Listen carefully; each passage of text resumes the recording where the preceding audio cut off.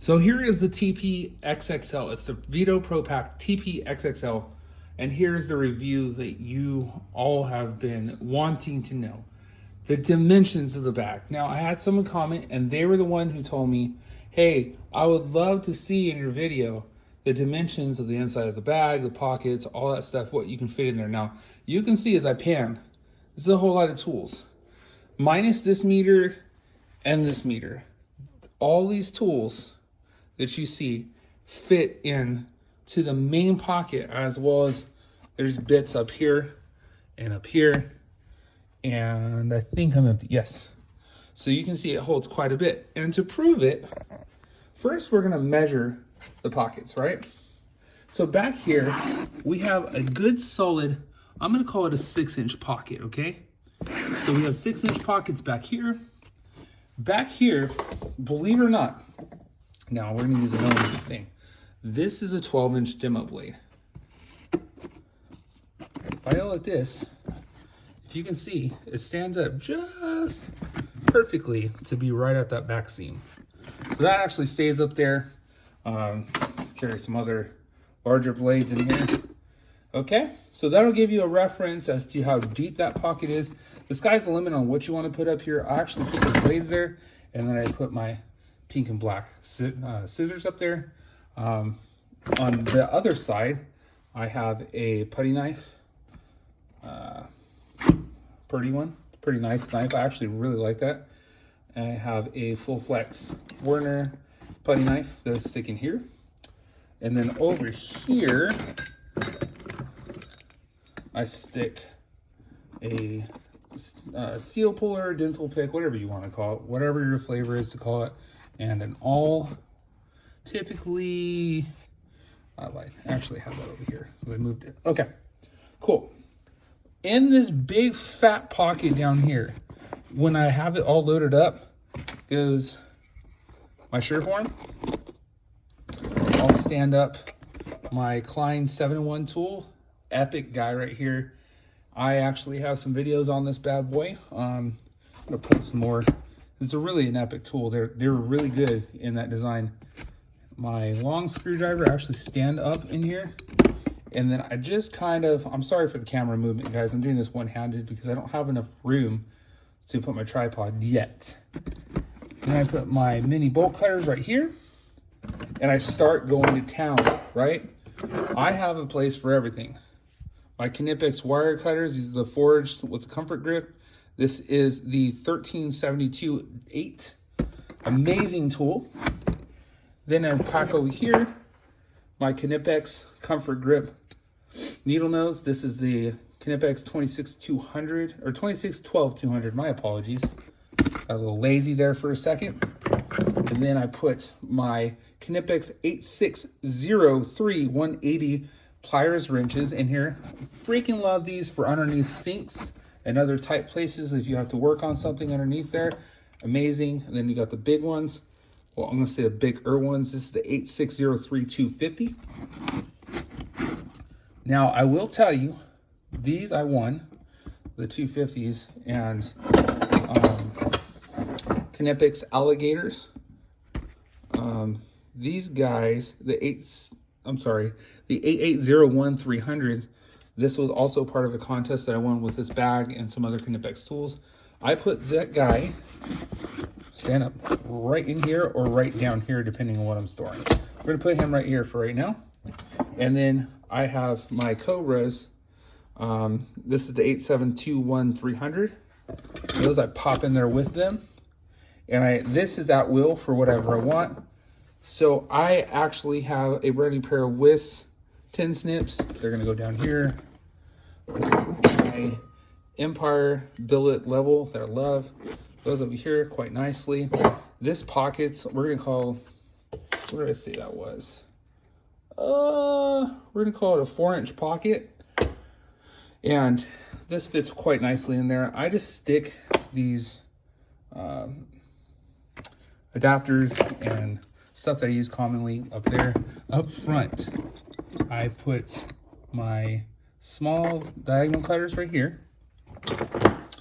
Those are, hold on, let me get the part number in case you actually need those.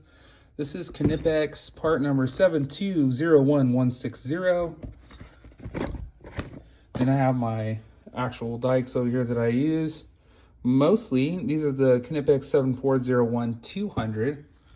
And you guys, I actually have a link to my store. I'll provide that so that you can pick up tools through my link, help my channel.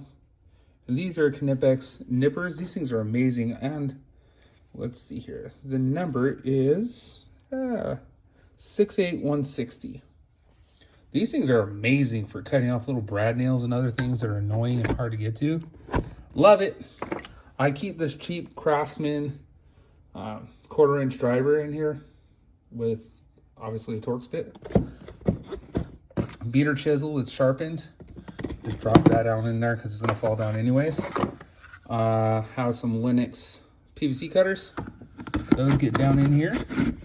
And as you can see, it starts to get stuffed in. My DeWalt heavy duty 90-degree attachment goes in here. And then I'm going to put this back, my Linux 50 carbide heavy duty blades. I actually prefer the Milwaukee because they have a spot inside the packaging to throw your sharps away so that you don't have them out and cutting fingers. I keep these little scissors for tape because they're super sharp and tiny. Over here, I like to take my little jeweler size screwdrivers and pop those bad boys in here.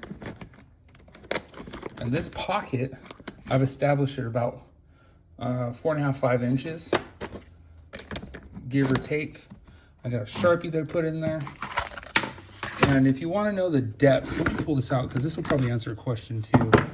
An average depth, I would say, to maybe this bar, that divider bar right there, is gonna be 6.5 inches. So from this straight forward is about 6.5 inches, give or take. Trying to do this one-handed and give you an accurate reading, okay? Up here, SharkBite depth gauge. Yes, I do use them. Yes, I do like them. Because I only have to do stuff like that when it's a complete emergency and there is no time to call on someone else. My Knipex cable cutters. The product number is 9511200. This usually gets thrown up at the top last. I have my fiche bit set that I throw down here, and I kind of just wiggle it around down in there, and it stays as such. Some of these tools get wiggled around quite a bit, and whatever. My little plastic pry tool, that thing's amazing. Okay, I'm gonna admit this piece doesn't have a home. Usually it's an impact nail setter, and I usually keep a cheap #1 Phillips in here as well. Always remember to have a file. I would double cut bastard file. Keep it in here or wherever it fits. I just kind of dance around whatever's in here. Right now, I think I had it over here before I empty this bag out to show you guys. Anyways, boom. There you go. There's the majority of it. And important, cat's paw.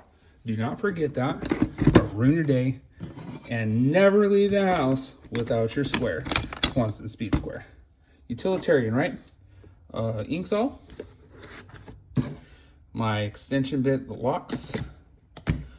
And of course on the side, let me drop this guy in here. Up here I have bit adapter row. I have a diamond tipped hole saw.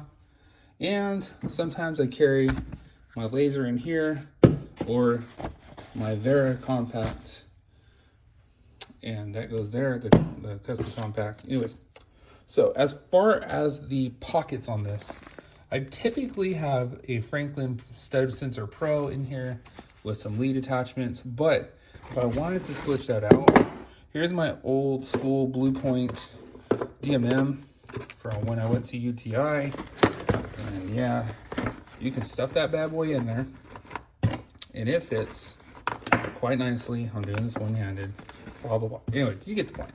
It will zip up fine. As you can see, there's plenty of room for more. So if you have a larger fluke meter or something like that, you have an ammeter, something that gets larger, it will fit in here. It's got plenty of oomph to it. This pocket let's see if we can get a measurement on this. Sorry about that, guys. We're gonna say it's about 9.5 inches tall, and the depth of it probably go out to about 2.5 inches safely, maybe 3. On this side, I actually carry a roll of plastic and a socket rail. Those are not impact. I still use them with my impact. Don't judge. Up here, this is kind of a large pack. As you can see, I have a reamer, inside out, outside reamer, an AccuCut up here. I have a basin buddy in here, and yeah, that's, you know, basic. Hey, I need to change the faucet out, make a little bit of progress on a project, right? So that'll show you some of the depths there. Some of the things that I love that they do is there's a tape measure attachment point in the front, side, and the other side. You're not tied down like a Milwaukee bag to where they put it. And in the back, you have a catch-all. And there's a lot of stuff. Oops. Work light, spreader, universal grinder, wrench, you name it. Let me get you a depth on this pocket. Just move everything to the side. Okay, so this pocket is